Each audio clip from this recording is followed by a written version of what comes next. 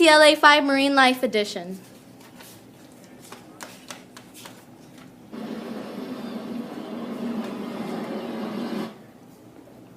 Hi, this is KTLA. I'm Miguel. I'm Enrique.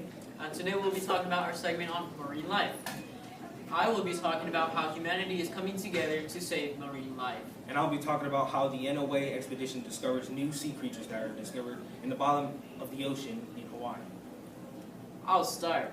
So today we'll be talking about how the countries are coming together to form laws and boundaries to protect the marine life, such as the United States, and basically we will be talking about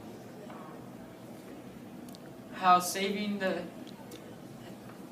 marine life will help us in our ways and help them in theirs, as in taking in the ways of the fisheries and the marine life itself. For example, it will help benefit the fisheries by having more catch in one certain location instead of it being spread out and having to take longer time to save their shops and get their consumer goods. As for humanity,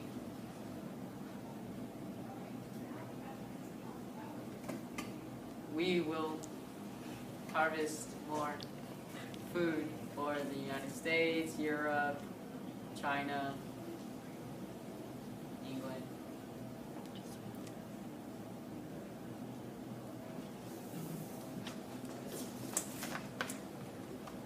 The exploration of the sea and its decreases of lives is one of the many reasons our country is coming together with others. About 58% of our planet's oceans are discovered, and yet it is done off of our overfishing, pollution, such tragedies. We need this marine system to help our consumer, to help their consumer. What are your thoughts? My thoughts is that I hope, they get the help that they need, and and I hope we all stay.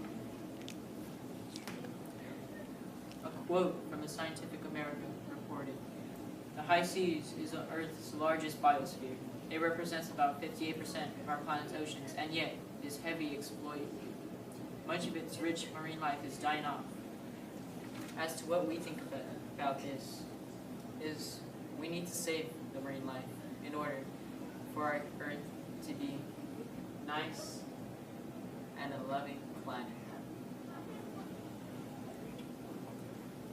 On the latter side of all this happening is that the NOA expedition discovers new rarely seen sea creatures in the Hawaiian aquatic environment. These were discovered during an expedition, obviously. Researchers say that they've encountered some sort of worm, this new type of sea worm that, and it's an animal that they've never seen before. And, a quote from the guys that found out about these is that it says that there was a free-swimming Karin, I don't know how to pronounce that was stalking, fluttering under the mist in the oceanic depths. And then there was a sea-like ophiid fish was there, and it was billowing through the dark waters. And then there was also another unknown animal, a sea creature, a rarely seen creature, and it somewhat resembled a jellyfish.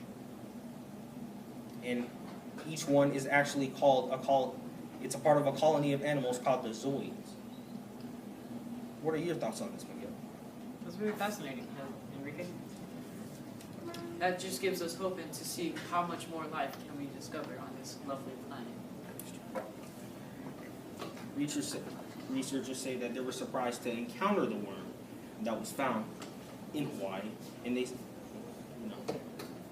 they believe that this can be, the next evolution to finding another species under the sea.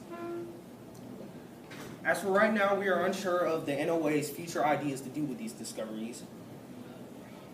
And the thing is that we still do not know if these rare creatures, we don't know where they came from, what type they are specifically, or what their real identities are.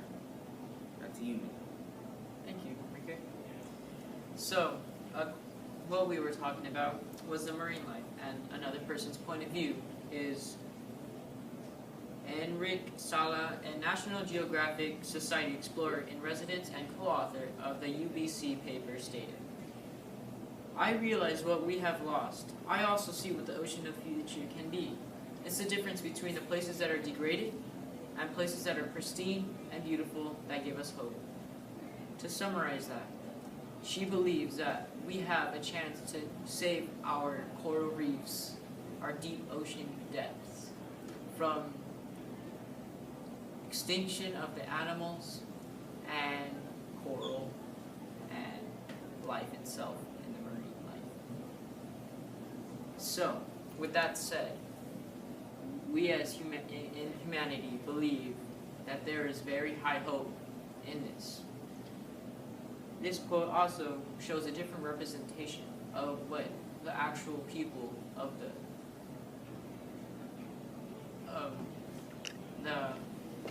scientific world think of it. And they always believe in hope of the ocean. These countries are coming together for an important purpose. It's to save the oceanic ecosystem. The purpose is to show caring of the world. And this shows that we love our world. I'm Enrique. This is Miguel. Thanks, Miguel. I'm Sean, And I'm Caroline. and today I'm going to talk about how marine life was affected by Hurricane Japan. And I'm going to talk about warmer weather drawing sharks closer to the SoCal coast. Many people on the East Coast were getting concerned about Hurricane Japan.